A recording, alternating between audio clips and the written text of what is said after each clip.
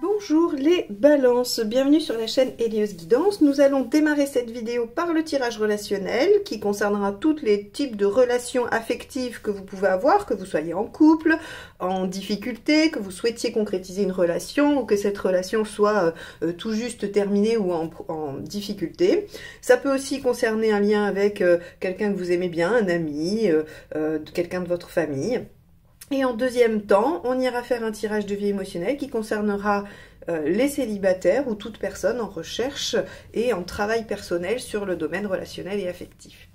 Allez, c'est parti, les balances, tirage relationnel.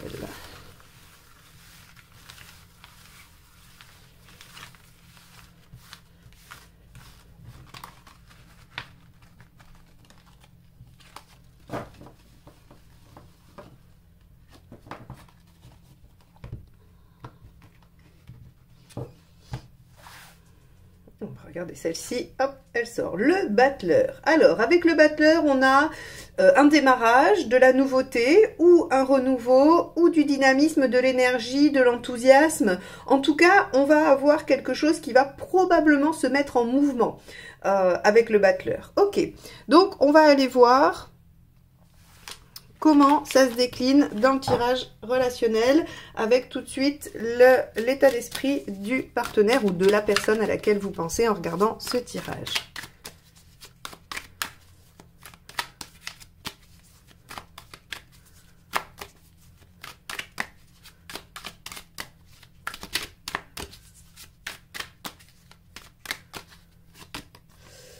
Le 10 d'épée. Alors, le ou la partenaire est dans une dynamique de vouloir en finir avec quelque chose qui fait souffrir, qui est douloureux, qui visiblement demande à être terminé.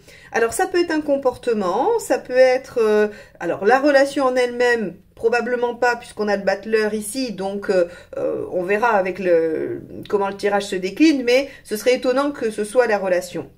Par contre, il y a peut-être chez le partenaire un comportement qui fait souffrir, qui n'est pas optimum pour partir sur de bonnes bases avec vous, et donc on a un partenaire qui décide d'en finir, ou en tout cas qui a l'intention, qui est dans l'état d'esprit d'en finir avec ce qui est douloureux, difficile et qui fait souffrir. Ok.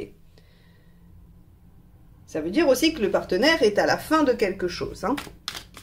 Si par exemple vous attendez pour avoir une relation avec quelqu'un qui est déjà en relation, on pourrait imaginer que le partenaire souhaite en finir avec la relation qui l'empêche de venir vers vous, par exemple. Alors, on va aller voir votre état d'esprit à vous.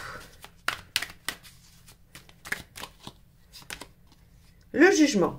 Alors, avec le jugement, vous avez, alors déjà vous avez foi, hein, vous êtes confiant, et en plus vous êtes dans la dynamique de faire le bilan, de peser le pour et le contre, de regarder la situation pour savoir ce que vous allez en faire.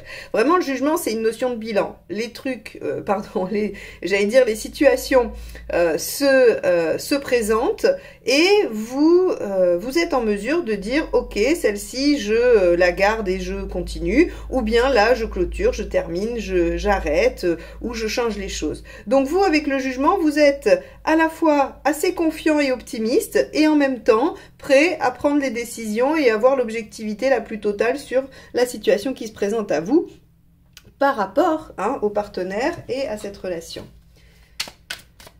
Allez, quelle est la problématique ?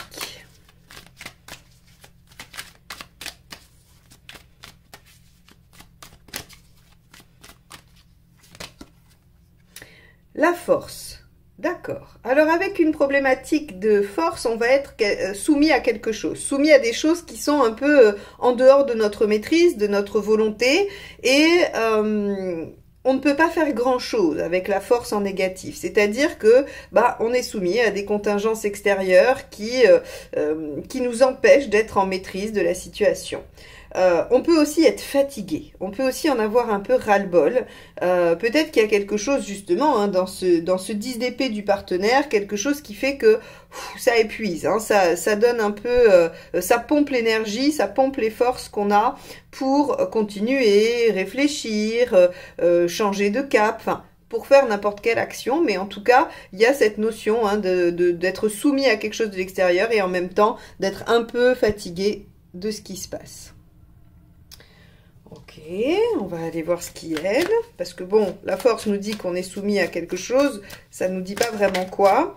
Même si, avec la force, on pourrait penser qu'on est soumis à quelque chose d'émotionnel, qui ne trouve pas vraiment la raison, ou bien à des choses purement pratiques, c'est-à-dire distance, temps, voilà, travail, par exemple, vie professionnelle trop chargée qui empêche de déployer quelque chose, ou en tout cas, quelque chose de purement pragmatique ou alors de très émotionnel, puisque la force, vous savez, c'est trouver l'équilibre entre ces deux aspects, et donc quand c'est dissonant, c'est qu'il y en a un qui prend le pas.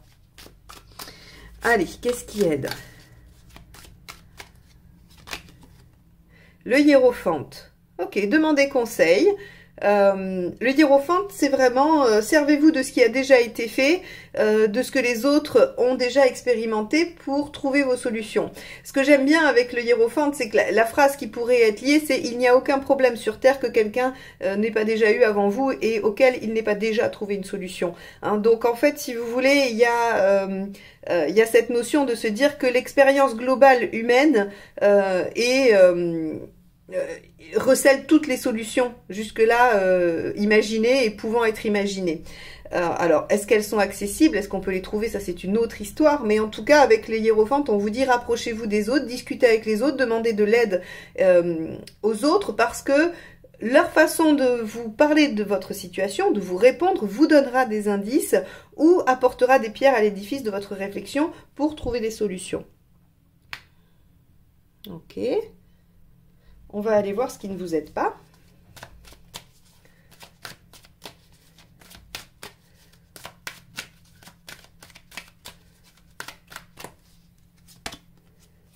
Le diable.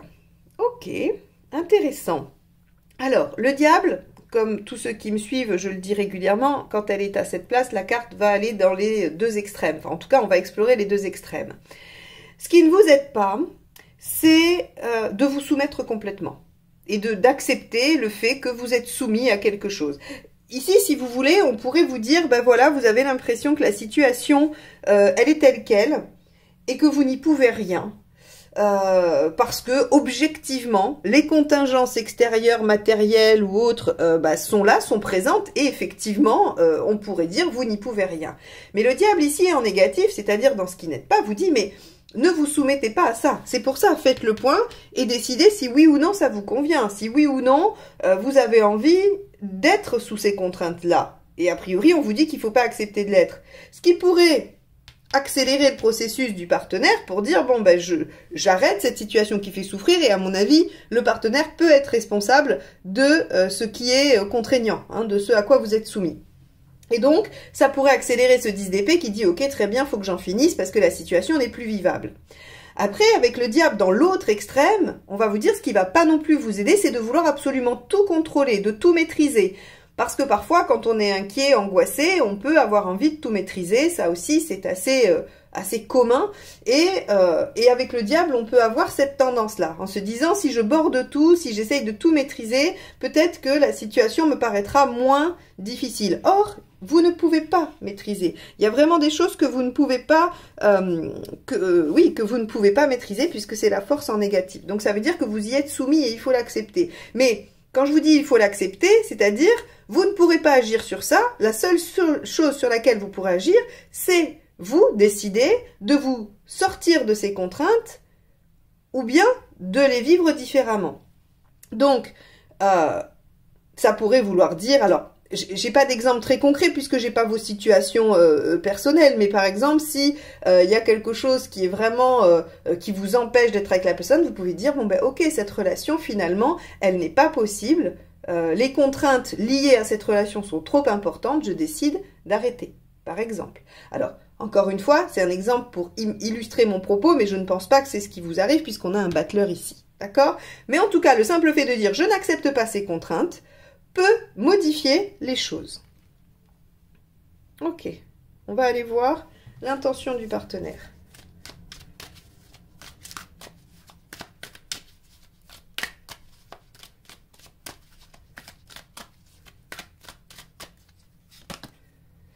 7 de bâton. Le partenaire a l'intention de se battre, de défendre son territoire, son bout de gras. Alors, est-ce que son territoire, est-ce que défendre ce en quoi il croit, c'est votre relation, c'est sa position? Malheureusement, je n'aurai la réponse qu'avec l'issue. Hein, parce que là, on sait juste que quoi que le partenaire défende, de toute façon, il ne lâchera pas. Ou en tout cas, il n'a pas l'intention de lâcher. Le 7 de bâton, c'est vraiment je défendrai jusqu'au bout ce en quoi je crois et mon objectif, finalement. Donc, avoir l'objectif, il sera différent pour chacun de vos partenaires, mais on va voir un peu la tonalité du résultat ici. Alors vous, quelle est votre intention ?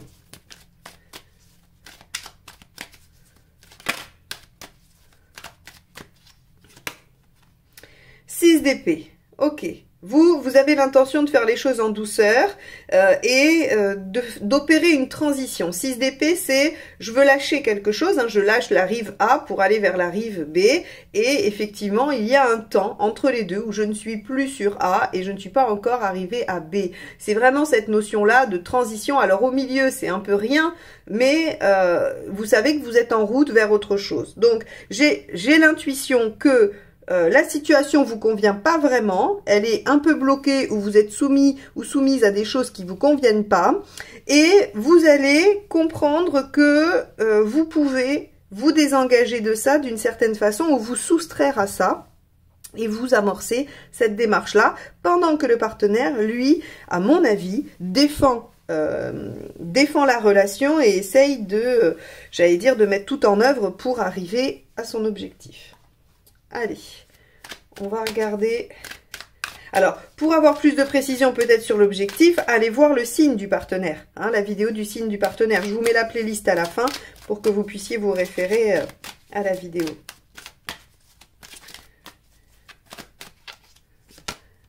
Regardez, superbe, le soleil. Vous voyez, je pourrais résumer le tirage en une phrase ou en quelques phrases, c'est-à-dire que effectivement, c'est bloqué, vous êtes soumis, et là on vous demande de prendre conscience qu'en fait vous n'êtes pas obligé d'accepter ces contraintes, que vous pouvez un peu taper du poing sur la table et dire non, je décide que ça ne me convient pas et je prends les décisions qui vont avec. Ce qui en fait engage le partenaire à en finir avec ce qui est compliqué, douloureux et probablement bloquant pour se battre pour la relation avec vous.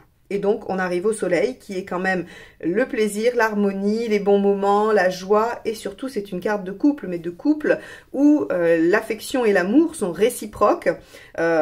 C'est une carte de relation harmonieuse, de relation équilibrée et réciproque. Bon, super! Donc, ça veut dire que vous retrouvez l'harmonie avec la personne à la fin du mois. C'est pour ça qu'il y a a priori un renouveau. Là, c'est un peu compliqué, on voit qu'au début, il y a des choses qui vont pas trop bien, mais vous vous dites, ok, il faut amorcer un changement, je décide de m'extraire de ces contraintes, je demande conseil ou j'en parle pour essayer d'amener ma réflexion quelque part, et l'issue est plutôt positive, elle est solaire en tout cas. Allez, on va aller voir les conseils. As de coupe, déployez le potentiel, amorcez quelque chose de nouveau et croyez en votre indépendance affective aussi, hein, avec l'as de coupe. Hein. Pour moi, il y a vraiment cette notion de réfléchissez pour vous et par rapport à vous, par rapport aux contraintes ou à ce que vous pourriez mettre en place. Ne doutez pas de votre capacité à amorcer des choses, à mettre des choses en œuvre. Allez, deuxième conseil.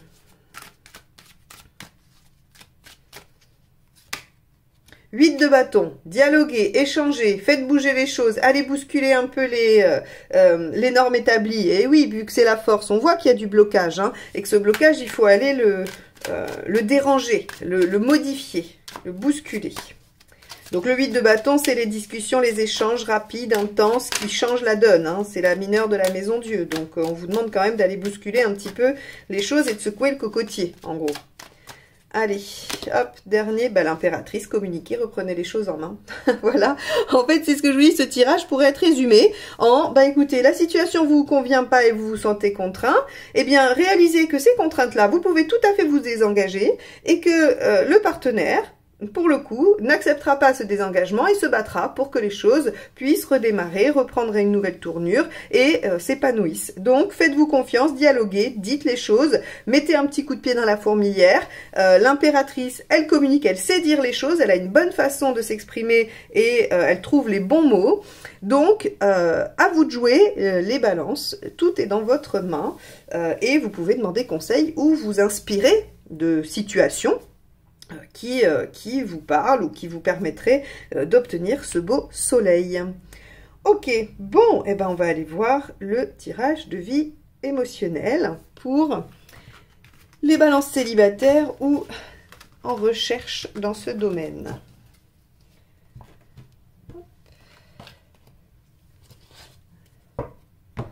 Alors, on y va.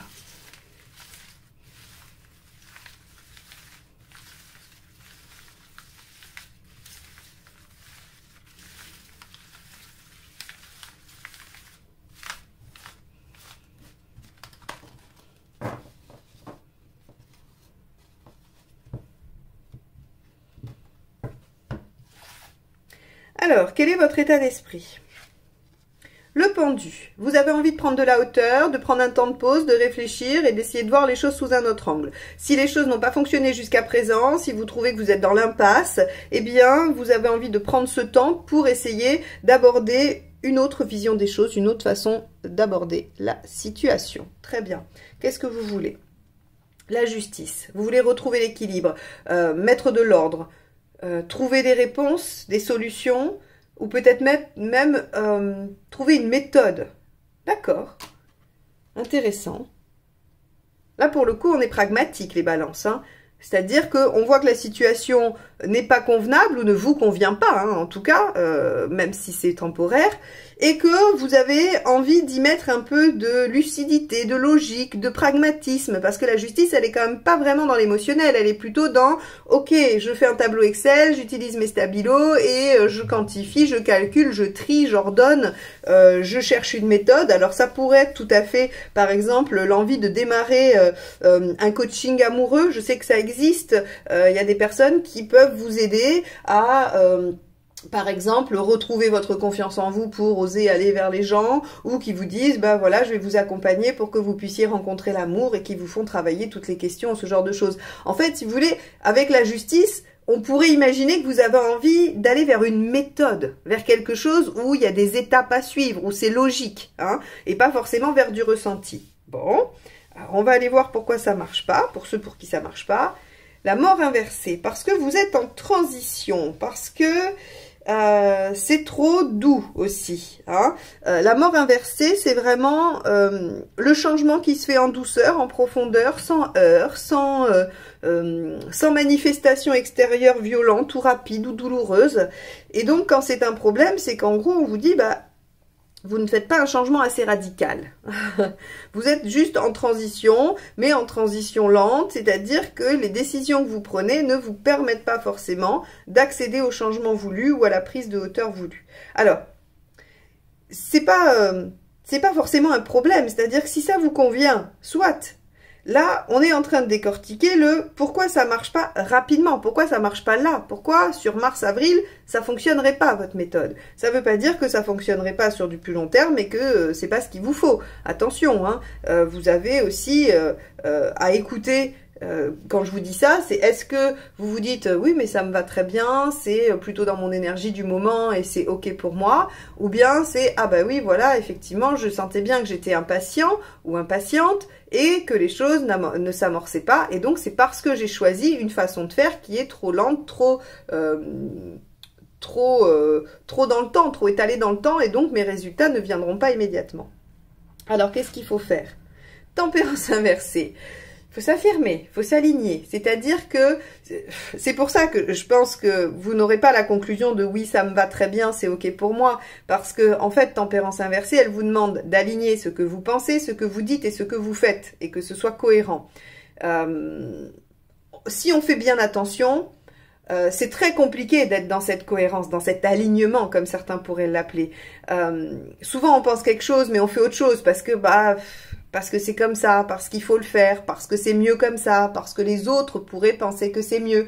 Et puis parfois, on dit quelque chose, mais pareil, on le pense pas vraiment. Ou alors, on dit qu'on va le faire et on le fait pas. Ou alors, on le fait et on l'a pas dit, on a dit l'inverse. Enfin, vous voyez, il y a toujours une dissonance entre ces trois.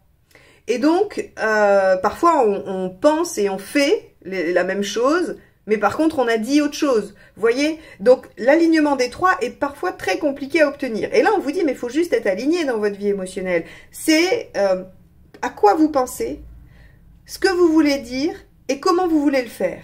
Et ça, il faut que ce soit cohérent, que les trois aient la même idée et aillent dans le même sens et qu'il n'y ait pas d'ambiguïté.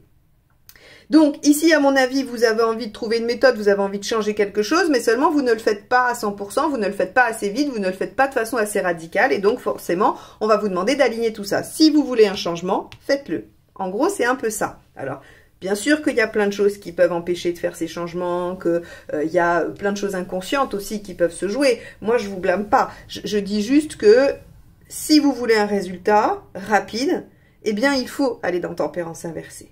Sinon, c'est OK.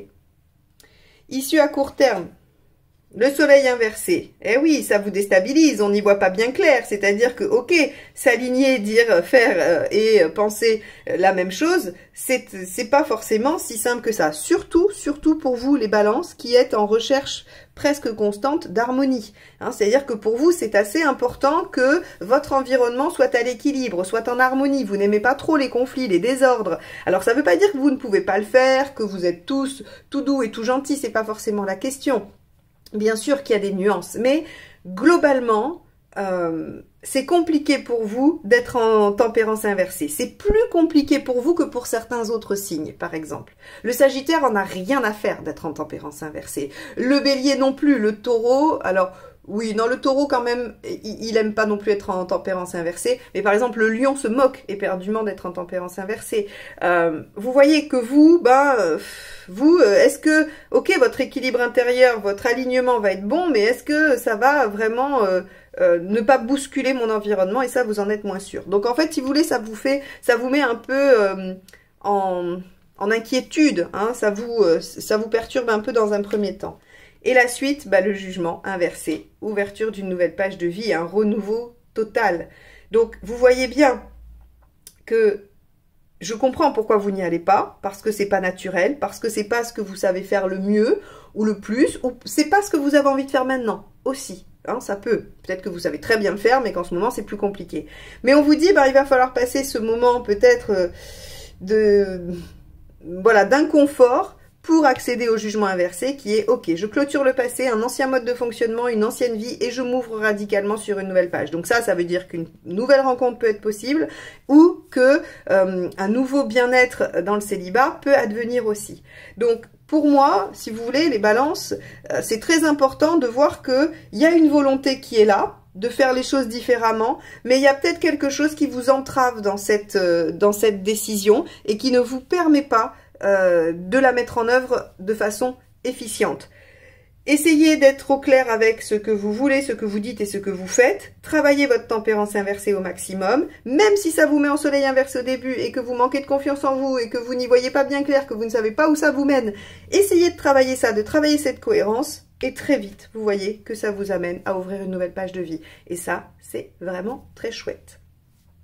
N'hésitez pas à aller voir votre signe lunaire. Je vous mets la playlist à la fin en vignette. Comme ça, vous pouvez aller cliquer dessus directement. Ça vous donnera d'autres indices. Vous pouvez voir aussi votre ascendant, sachant que ce sera des nuances que vous apporterez à cette lecture-là. Je vous souhaite un très beau mois de mars et un très beau début du mois d'avril. Je vous dis à très bientôt pour de nouvelles guidances. Bye bye!